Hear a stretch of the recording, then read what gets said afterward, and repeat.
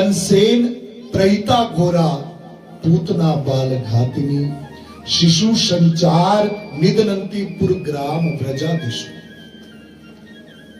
पूतना को भेज दिया है कंस ने, जो मथुरा से गोकुल की ओर बढ़ने लगी।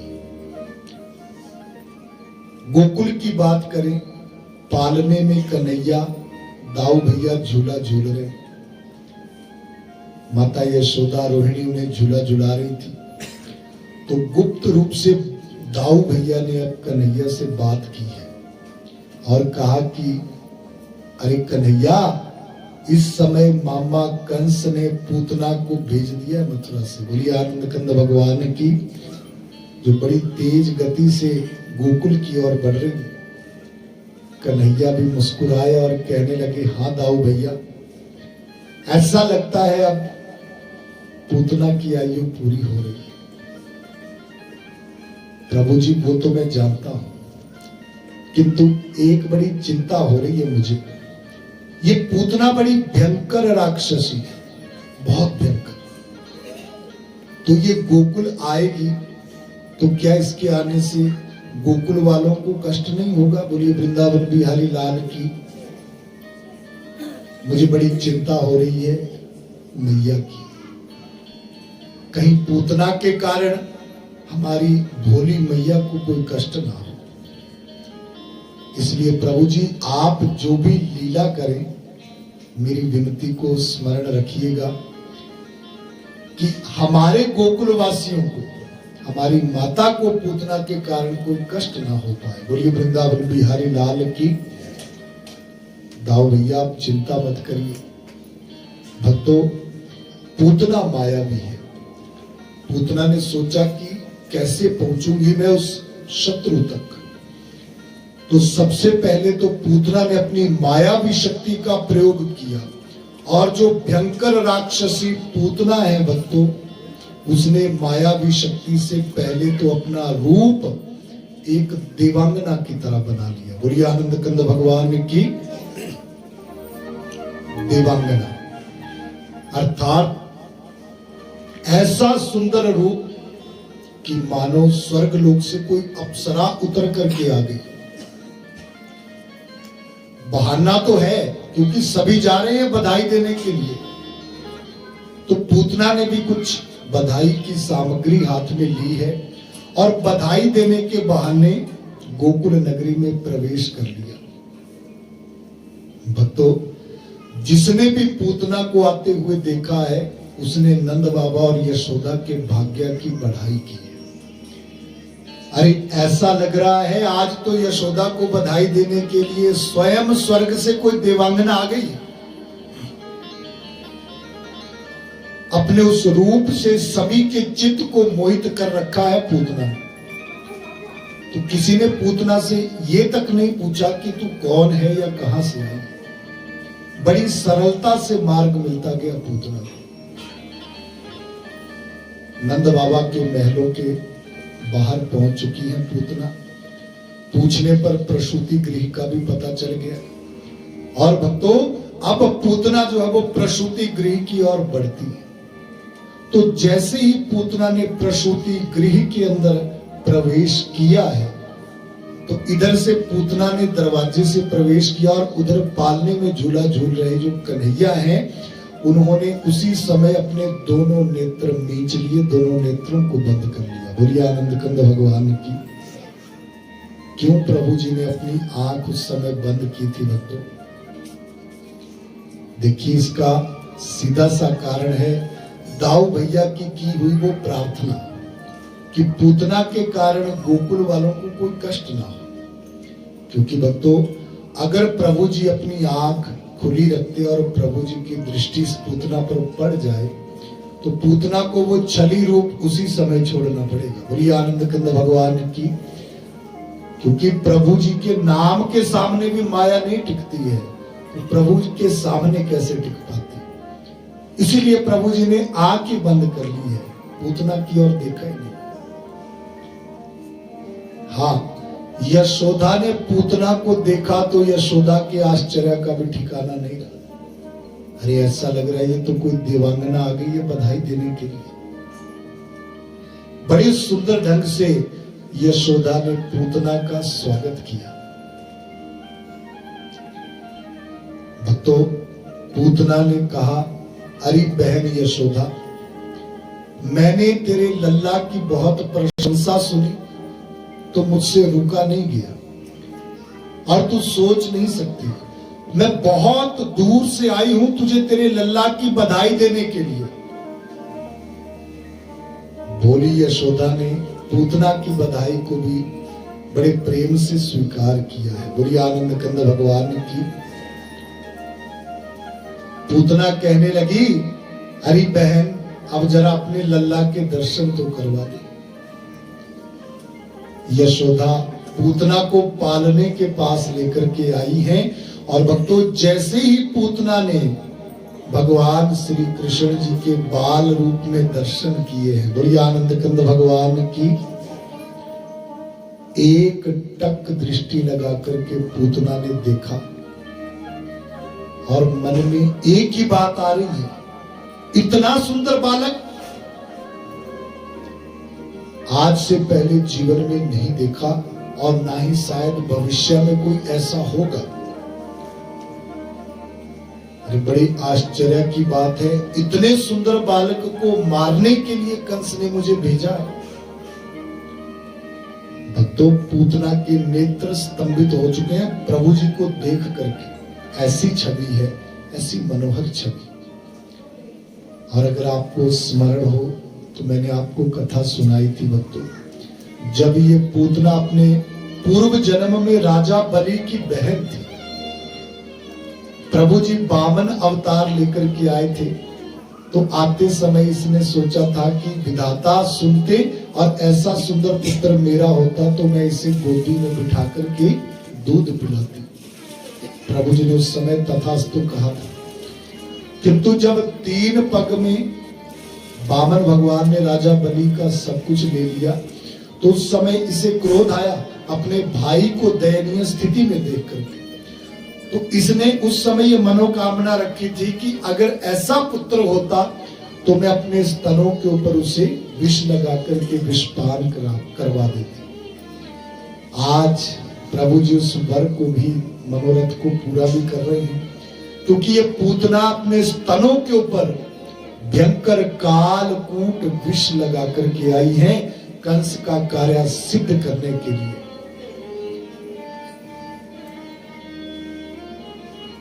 बालक तो सुंदर है, पर क्या कर सकते हैं, कंस की आज्ञा है, पूरी तो करनी पड़ेगी। अरे यशोदा बहन, ऐसे शब्द नहीं मिल रहे हैं जिनसे मैं तेरे पुत्र की प्रशंसा कर सकूं। जितना मैंने सुना था उससे भी कहीं अधिक पाया है। अरे इसको देखने के बाद तो नेत्रों में कुछ देखने की इच्छा ही नहीं बचती है। बहन, अगर तू बुरा ना माने तो मैं थोड़ी देर तेरे लल्ला को अपनी गोदी में बिठाना चाहती हूं। यशोदा मुस्कुराई और कहने लगी, अरे बहन, इसमें बुरा मानने की क्या बात है, इतनी दूर से तू लल्ला को देखने के लिए तो आई है, तो भला मुझे क्या आपत्ति हो सकती है। यशोदा ने कन्हैया को पालने से उठाया और पूतना के हाथों में रख दिया है। प्रभु जी मुस्कुरा रहे हैं, बड़ी भोली है मेरी मैया, स्वयं मुझे पूतना की गोदी में रख रही है। बोलिए वृंदावन बिहारी लाल की। निसंदेह बड़ी भोली है यशोदा। और भक्तों, जो मन के भोले होते हैं वो संसार को भी वैसा ही समझते हैं जैसा इस समय यशोदा समझ रही। परंतु सच्चाई ये है कि मनुष्य को हर समय सावधान रहना चाहिए। बोलिए वृंदावन बिहारी लाल की। खासकर ऐसे लोगों से जिनका दोहरा चरित्र होता है। अब ये पूतना जो दिखने में है वैसी है नहीं, उसके मुख पर कुछ और है, मन में कुछ और ही चला है। तो ऐसे लोगों से सावधान रहना चाहिए। ऐसे लोगों का साथ करने से विपत्तियां भी आती है, मुसीबतें भी आती हैं, और चिंताएं भी आती हैं। बोलिए उमापति महादेव की। मन की निर्मलता ये भगवान की बहुत बड़ी भक्ति है, परंतु ये कटु सत्य है कि संसार वैसा नहीं होता, पूतना की तरह भी होते हैं। यशोदा ने तो लल्ला को पूतना की गोदी में रख दिया। कन्हैया मुस्कुरा रहे, नहीं जानती है यशोदा कि ये पूतना क्या सोच करके आई। जब पूतना ने लल्ला को गोदी में पकड़ा तो भक्तों माया भी है, ये छली भी है, कपटी भी है। रोना शुरू कर दिया पूतना ने, आंखों से आंसू बहने लगे, फूट फूट करके रोने लगी। यशोदा ने जब पूतना को देखा, अरे इसे क्या हुआ, ये क्यों रो रही है। भगवान के भक्त दूसरों को दुखी देख करके भी दुखी हो जाते हैं। यशोदा भी दुखी हो गई। अरे बहन क्या हुआ, तू रो क्यों रही। तो रोते रोते पूतना ने कहा कि अरे बहन यशोदा क्या बताऊं तुझे, तेरे इस लल्ला को देखा तो मुझे मेरे लल्ला की याद आ गई। जितना सुंदर बालक तेरा है ऐसा ही सुंदर पुत्र मेरा भी होता था, पर काल बड़ा दुष्ट है, काल ने उसे अपना ग्रास बना लिया। आज तेरे लल्ला को देखा तो मुझे मेरे लल्ला की याद आ गई। भक्तों, पूतना ने इतना भावुक होकर के ये बात कही कि यशोदा की भी आंख छलक गई। बोलिए आनंद कंद भगवान की। यशोदा की आंखों से भी आंसू बहने लगे। यशोदा कहने लगी, बहन काल बड़ा क्रूर है और काल के सामने किसकी चली है। तू रो मत, धीरज रख, इसे भी अपने ही पुत्र की तरह समझ। यही तो पूतना चाहती थी कि यशोदा पूरी तरह से भावनात्मक हो जाए, जो इस समय हो चुकी है। इसीलिए मौके का, अवसर का उचित लाभ उठाते हुए पूतना ने कहा, बहन अगर तू बुरा ना माने तो मेरी बहुत इच्छा हो रही है, मैं थोड़ी देर तेरे लल्ला को अपना दूध पिलाना चाहती। अब यशोदा सोचने लगी, क्या कहूं मैं इसे। अगर मैं इसे मना करती हूं, एक तो ये बेचारी पहले से ही भाग्य की मारी है, दुखी है, मेरे मना करने से इसका दुख और बढ़ जाएगा, और धिक्कार है ऐसे जीवन को जो किसी के दुख को दूर ना कर सके। इसलिए भक्तों, यशोदा कहने लगी, नहीं नहीं बहन, इसमें बुरा मानने की क्या बात है, तुम लल्ला को दूध पिलाओ, तब तक मैं तुम्हारे लिए जलपान की व्यवस्था करती हूं। भक्तों, यशोदा जलपान की व्यवस्था करने के लिए जैसे ही वहां से गई, पूतना इस मौके का लाभ उठाना चाहती है। जल्दी से पूतना स्तनपान करवाने लगी है उस लल्ला को, ताकि कंस का कार्य सिद्ध हो सके। देखिए, प्रभु जी ने अभी भी अपने नेत्र बंद रखे हैं, नेत्र नहीं खोले हैं। पूतना को एक बार भी नहीं देखा है। बोलिए उमापति महादेव की। हाँ, पूतना के उस मनोरथ को पूरा करने लगे हैं जो उस समय रखा था पूतना ने, जब वो राजा बलि की बहन थी। प्रभु जी तो स्तनपान करने लगे हैं, किंतु भक्तों, जो प्रभु जी का क्रोध है, अब उस क्रोध ने स्तनों के माध्यम से पूतना के प्राणों को बाहर खींचना शुरू किया है। बोलिए आनंद कंद भगवान की। तो जब प्राणों को खींचने लगे तो भक्तों, उस समय पूतना को असहनीय वेदना, असहनीय पीड़ा होने लगी, जिससे पूतना छटपटाने लगी। अब वो पीड़ा बढ़ रही है। जैसे वो पीड़ा थोड़ी और बढ़ी है, पूतना के मुख से चीखें निकलने लग पड़ी, आए रे लल्ला छोड़ दे मुझे, छोड़ दे, नहीं तो मेरे प्राण निकल जाएंगे। किंतु प्रभु जी का क्रोध अब पूतना को बख्शने वाला नहीं, छोड़ने वाला नहीं। इस दृश्य को भक्तों सभी देवता देख रहे हैं। अपने अपने हाथों में सभी ने पुष्प ले रखे हैं। क्यों? क्योंकि अवतार लेने के बाद प्रभु जी के द्वारा किया जाने वाला ये पहला कार्य है धर्म के लिए, ये पहला कार्य है पृथ्वी के लिए। बोलिए वृंदावन बिहारी लाल की। क्योंकि पूतना वध ये एक संकेत होगा कंस जैसे उन तानाशाह शासकों के लिए, उन दैत्यों के लिए, कि अब उनकी सत्ता का ज्यादा समय शेष नहीं बचा है। भक्तों, पूतना जब चिल्लाने लगी, यशोदा जल लेकर के आई। यशोदा को देखते पूतना कहने लगी, अरे ओ बहन यशोदा, मुझे बचा ले अपने इस लल्ला से, तेरा लल्ला तो मेरे प्राण ही निकाल देगा। अभी यशोदा तो कुछ समझ भी नहीं पा रही है भक्तों। वो पीड़ा इतनी बढ़ गई है कि अब पूतना से वहां रुका नहीं जा रहा है, और लल्ला को अपने साथ लेकर के पूतना भागने लगी। बोलिए आनंद कंद भगवान की।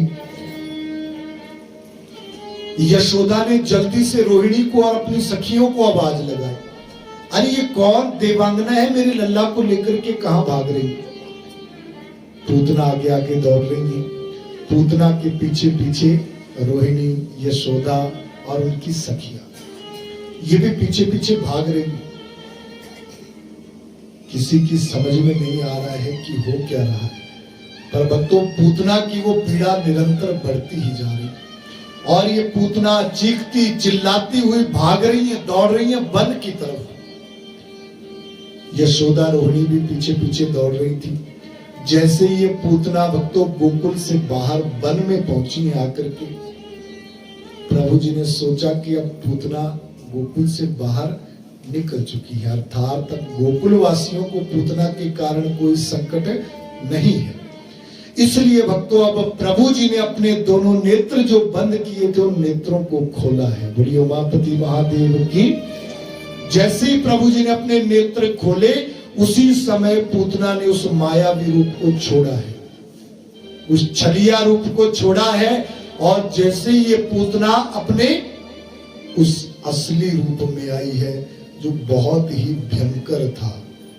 भक्तों, पूतना जैसे ही अपने उस भयंकर रूप में परिवर्तित हुई, यशोदा ने जब ये दृश्य देखा, यशोदा पहले तो दौड़ रही थी पूतना के पीछे, किंतु ये दृश्य देखते ही पूतना मूर्छित होकर के नीचे गिर गई। केवल इतना निकला मुख से कि हाय रे मेरे लल्ला को ये कोई बाल घातनी राक्षसी उठा करके ले गई, कोई मेरे लल्ला की रक्षा कर। नीचे गिर गई है यशोदा। भक्तों, यशोदा नीचे गिरी, उधर देखिए पूतना चिल्लाती हुई भाग रही है। आगे बिल्कुल निर्जन स्थान तो आ चुका है। प्रभु जी ने विचार किया कि ये स्थान पूतना के वध के लिए बिल्कुल उपयुक्त रहने वाला है, यहां से किसी को कोई कष्ट पूतना के कारण नहीं होगा। इसीलिए भक्तों, अब वन के बीचों बीच वहां पर भगवान श्री कृष्ण जी ने उनके क्रोध ने स्तनों के माध्यम से पूतना के प्राणों को खींचा, और एक लंबी चीख के साथ पूतना का वो भयंकर, वो विशाल काय शरीर उस वन में गिरा है। बोलिए आनंद कंद भगवान की।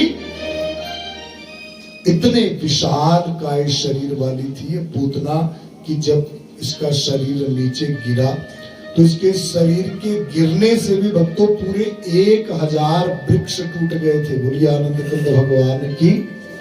इतनी भयंकर राक्षसी।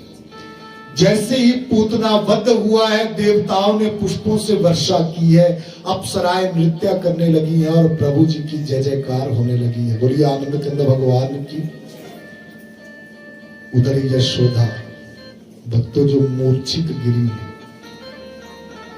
इतने में नंदादि गोप भी दौड़ते हुए ढूंढते हुए वहां तक पहुंचे, और जैसे कैसे उन्होंने यशोदा को उठाने का प्रयास किया, पर भक्तों यशोदा का हाल बहुत दयनीय था।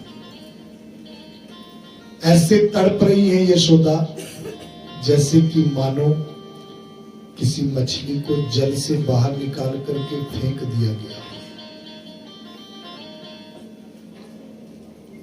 और भक्तों, मां है यशोदा, एक तो बहुत लंबी प्रतीक्षा के बाद जीवन में संतान का सुख मिला था, जब बाल घातनी राक्षसी उस बच्चे को उठा के ले गई, तो यशोदा की दशा का वर्णन करने के लिए शब्द नहीं। बस विधाता से प्रार्थना करें कि विधाता मेरे लल्ला की रक्षा करें उस बाल घातनी राक्षसी से। और भक्तों, सत्या में मां की ममता बच्चों के लिए ऐसी ही होती है। भगवान कहते हैं कि मेरी भक्ति, मेरी आराधना तू करता है, पर उससे पहले एक बात का जरूर ध्यान रखना। 4 ऋण ऐसे हैं, अगर तुमने उनसे उन्मुक्त होने का प्रयास नहीं किया तो मेरी भक्ति भी फलीभूत नहीं होती। बोलिए वृंदावन बिहारी लाल की। कौन से ये ऋण है भक्तों? सबसे पहला है मातृ ऋण। कौन सा? मातृ ऋण। दूसरा है पितृ ऋण। तीसरा है गुरु का ऋण।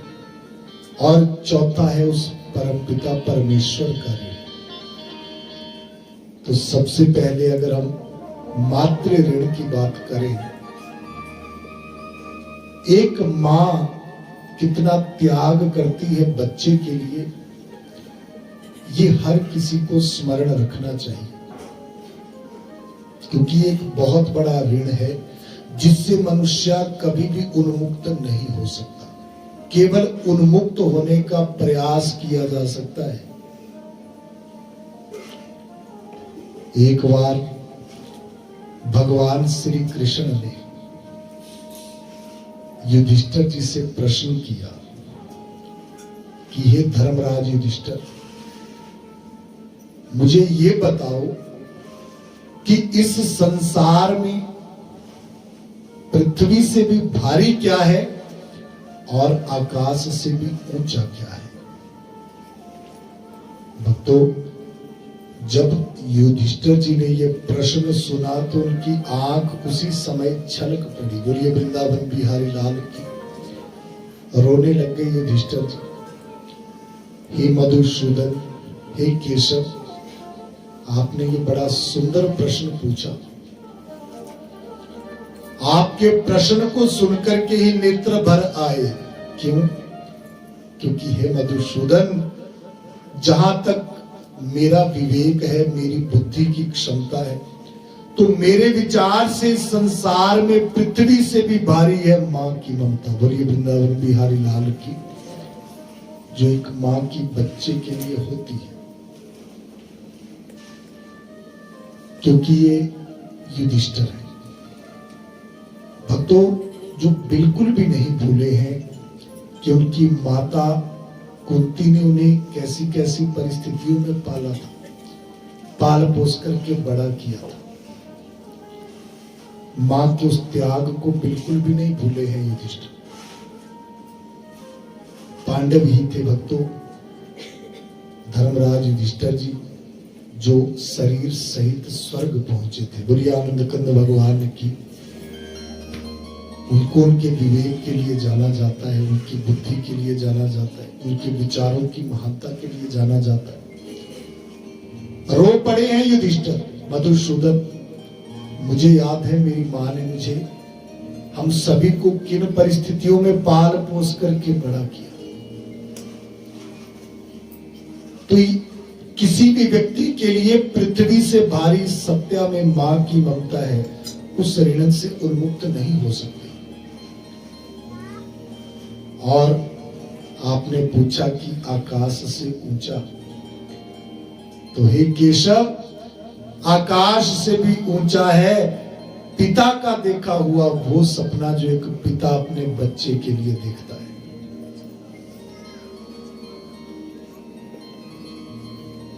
तो कई बार मित्र मित्र की उन्नति पर ईर्ष्या करता है, भाई भाई की उन्नति पर भी ईर्ष्या करने लग जाता है, परंतु पिता, हर पिता यही चाहता है कि उसका पुत्र उससे भी ज्यादा उन्नति करे, उससे भी ज्यादा तरक्की करे। बोलिए वृंदावन बिहारी लाल की। और हर पिता की आंखों का ये सपना होता है। मातृ ऋण भक्तों, पहली गुरु माँ है। देखिए, माँ ने पहले तो 9-10 महीनों तक अपने गर्भ में रखा, अपने लहू से सींच करके इस योग्य बनाया कि तू संसार देख सके। जब हम संसार में आए तो संसार में रहने की क्षमता नहीं होती जीव में। अपना दूध पिला पिला करके तुझे पाला, खुद गीले में रही पर तुझे सूखे में रखा।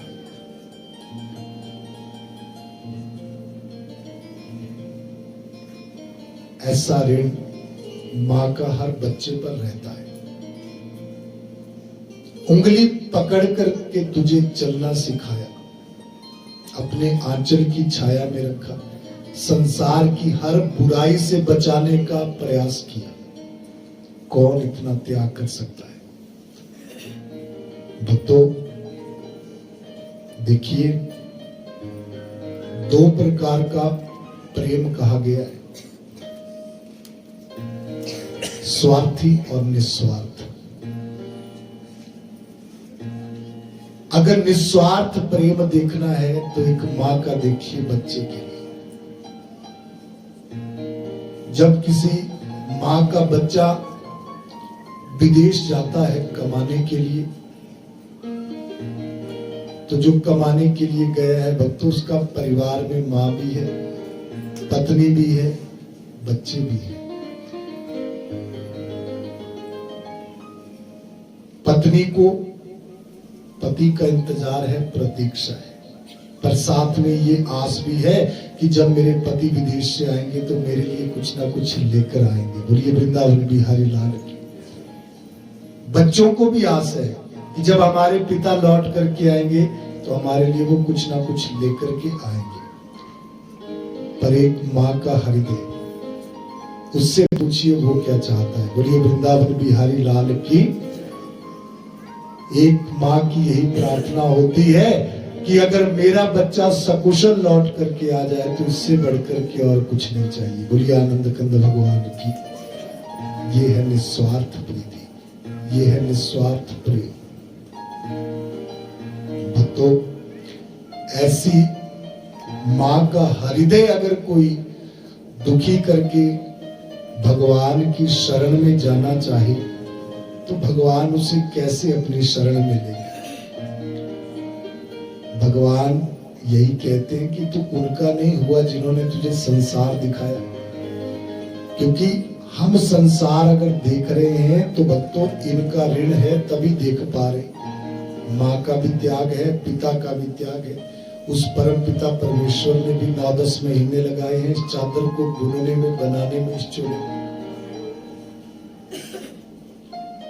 तो ऐसी माँ का हृदय अगर कोई दुखी करके भगवान की शरण लेना चाहे तो फिर भक्तों ऐसे भक्त के लिए स्थान नहीं होता है प्रभु दरबार में। दूसरा मैंने ऋण बताया, पितृ ऋण। देखिए, एक पिता जब कमाने के लिए जाता है अपने बच्चों के खातिर तो धन कमाना भी आसान नहीं, बहुत चुनौतियां होती है। जिम्मेदारियों के साथ एक पिता बंधा होता है, फिर भी वो रात दिन मेहनत करता है, खून पसीना एक कर देता है। अपने पहनने के लिए चप्पल हो चाहे ना हो, अगर बेटे ने कोई जूते मांग लिए तो पिता कहीं ना कहीं से वो प्रबंध करेगा। बोलिए वृंदावन बिहारी लाल की। ताकि मेरे बच्चे को किसी प्रकार की कमी ना हो।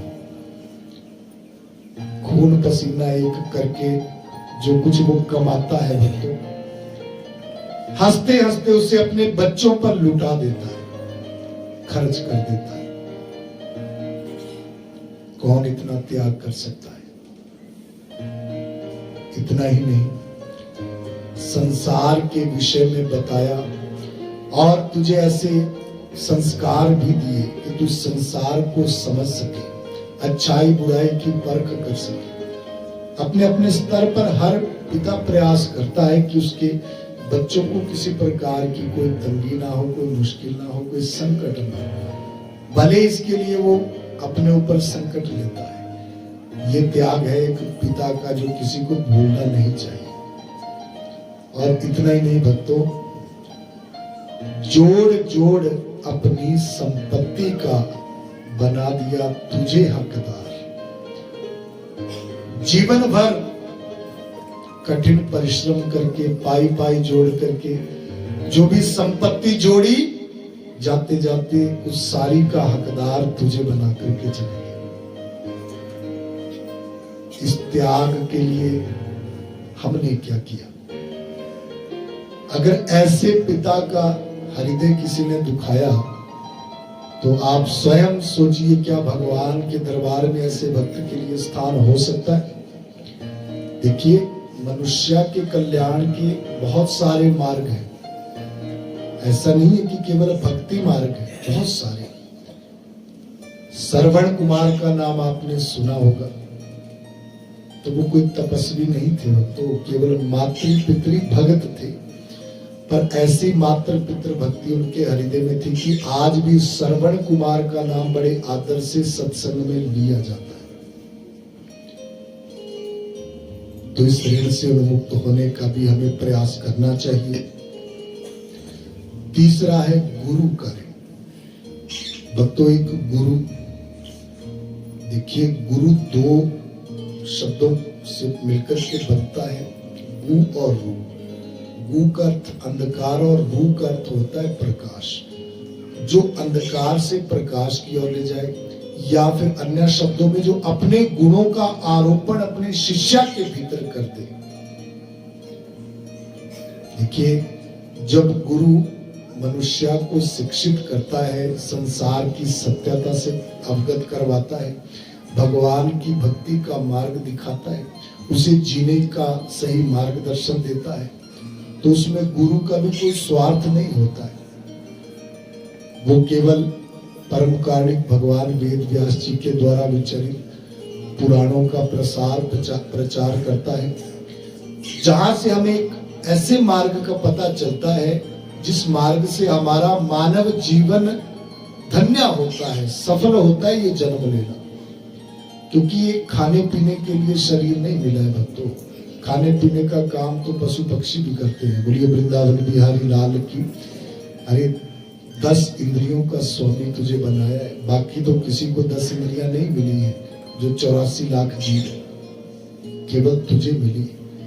तो ये शरीर भी असाधारण है, इसलिए असाधारण प्रयास के द्वारा हम अपने जीवन को सार्थक कर सकते हैं, सफल कर सकते हैं। तो निस्संदेह गुरु के ऋण से उन्मुक्त हो सकते हैं, गुरु के बताए हुए मार्ग का अनुसरण करने से, भगवान की भक्ति करने से। और उसके बाद चौथा ऋण वो भगवान का है। भक्तों, जिन्होंने 9-10 महीने इस चोले को बुनने में लगाए हैं, तो उस ऋण से उन्मुक्ति के लिए आपकी ये हाजिरी जो आप सत्संग में भर रहे हैं, नाम धन को जोड़ रहे हैं, नाम धन को एकत्रित कर रहे हैं, तो उस ऋण से भी हम लगातार उन्मुक्त होने का प्रयास कर रहे हैं।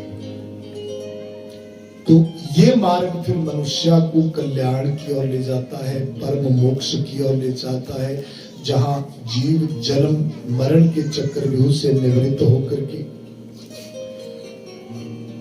बार बार जन्म और मृत्यु में के समय होने वाले दुख से अपने आप को सुरक्षित कर लेता है, अपने आप को बचा लेता है। बोलिए वृंदावन बिहारी लाल की। जोर से बोलेंगे एक बार, जय श्री राधे। तो ऐसी है मां की ममता। यशोदा भी तड़पी है अपने लल्ला के लिए, अचेत गिरी हुई, मानो कोई मछली तड़प रही है बिना जल से। हाय रे मेरा लल्ला, हाय रे मेरा लल्ला, कोई मेरे लल्ला की रक्षा करो। बस यही बात जीवा से निकल रही है। नंद बाबा भी उस समय रोने लग गए यशोदा को देखकर। अरे प्रिय यशोदा, धीरज रख, ईश्वर पर भरोसा रख, वो हमारे लल्ला की जरूर रक्षा करेगी। अब तो गोपों ने यशोदा को उठाया है, किंतु यशोदा को होश नहीं। इस आस से नंदादि गोप आगे बढ़े हैं कि वो परम पिता रक्षा करेंगे हमारे लल्ला की। भक्तों, थोड़ा आगे आकर के जब दृश्य देखा है नंदादि गोपों ने, यशोदा ने, रोहिणी ने, उनकी सखियों ने, वो दृश्य बड़ा ही अनुपम और मनोहर है। क्या दिखा सबको भक्तों? वो विशाल काय राक्षसी पूतना वन में गिरी है और उसकी छाती के ऊपर लल्ला क्रीड़ा कर रहे हैं, मुख में अंगूठा डाले हुए। बोली उमापति महादेव की। बिल्कुल सुरक्षित। जैसे ही यशोदा को अपना लल्ला सुरक्षित दिखा, मानो प्राणों में प्राण आ गए। दौड़ करके यशोदा गई और अपने लल्ला को उठा करके अपने हृदय से लगा लिया। और भक्तों, उस समय यशोदा को जो खुशी हुई है, जो प्रसन्नता हुई है, उसका वर्णन कैसे किया जाए। मानो किसी सांप ने अपनी खोई हुई मणि पाली हो। बोलिए वृंदावन बिहारी लाल की। बारंबार लल्ला को अपने हृदय से लगा रही। भक्तों, अब प्रभु जी भी नटखट है। जब देखा कि मैया ने मुझे उठा लिया तो प्रभु ने भी जानबूझ करके रोना शुरू कर दिया। यशोदा चुप करवा रही है, लल्ला और रो रहे। तो जब भी किसी माँ का बच्चा थोड़ा ज्यादा रोने लग जाए तो माँ को उसकी चिंता होती है, डर होता है, कहीं मेरे बच्चे को किसी की बुरी नजर तो नहीं लगे, या फिर मेरा बच्चा डर तो नहीं गया किसी भूत प्रेत से। तो कई बार आप मुट्ठा वगैरह भी लगवाते होंगे। बोलिए आनंद कंद भगवान की। अभी यशोदा भी माँ है भक्तों, यशोदा के मन में भी कुछ ऐसा ही चल रहा है। इसलिए यशोदा घबरा गई। लगता है मेरा लल्ला इतनी बड़ी राक्षसी से डर चुका है। कन्हैया को लेकर के दौड़ती हुई महलों में आई है यशोदा। और देखिए महलों में आकर के क्या किया यशोदा ने। सीधे ही भगवान विष्णु की मूर्ति के सामने बैठी आकर हाथों में मुट्ठा ले लिया। हाथों में मुट्ठा लेकर के भगवान विष्णु जी की प्रतिमा के सामने बैठ करके भगवान विष्णु जी को गोदी में बिठा करके भगवान विष्णु के नाम से भगवान विष्णु का झाड़ा भी उतारने लगे। बोलिए वृंदावन बिहारी लाल की। जब कन्हैया ने देखा कि मेरी माता मेरे ही नाम से मेरा ही झाड़ा उतारे जा रही है, बोले उमापति महादेव की, तो अब रोना बंद कर दिया है प्रभु जी ने और प्रभु जी मुस्कुराने लगे। यशोदा ने लल्ला को हृदय से लगाया। उधर भक्तों नंदादि गोप सोचने लगे कि अब पूतना के इस इतने बड़े शरीर का क्या किया जाए। अगर इसे जलाना है तो कैसे जलाएंगे। तो सभी ने मंत्रणा की कि ये शरीर ऐसे तो जलने वाला नहीं है, पहले से कुल्हाड़ियों से काट करके अलग अलग करना पड़ेगा। इतना विशाल शरीर था। कुल्हाड़ियों से काट काट करके पूतना के शरीर के अलग अलग भाग किए गए। फिर भी भक्तों पूतना को जब जलाया जाने लगा तो पूतना को जलाने में 2, 4, 5, 7 नहीं पूरी 101 चिताएं चली थी एक साथ। बोलिए वृंदावन बिहारी लाल की। इतने विशाल काय शरीर वाली ये पूतना नहीं। भक्तों पूतना वध करके अब प्रभु जी ये संकेत दे चुके हैं कंस जैसे तानाशाहों को कि अब उनकी सत्ता ज्यादा समय नहीं है। और जो भी असत्य और अधर्म को बढ़ाने वाले हैं उनके लिए भी एक सीधा सीधा संकेत है पूतना वध। बोलिए वृंदावन बिहारी लाल की। जोर से बोलेंगे जय श्री राधे। संजू 20 टिंग लिए हैं तो 20 टिंग कार्ड होने के छोड़े। बोलिए आनंद कंद भगवान की। जोर से बोलेंगे जय श्री राधे, जय जय श्री राधे। तो भक्तों ये थी पूतना की कथा जो आनंदित करने वाली भी है, साथ ही साथ में ये भी दिखाती है कि बुराई का अंत किस प्रकार से होता है। बोलिए आनंद कंद भगवान की।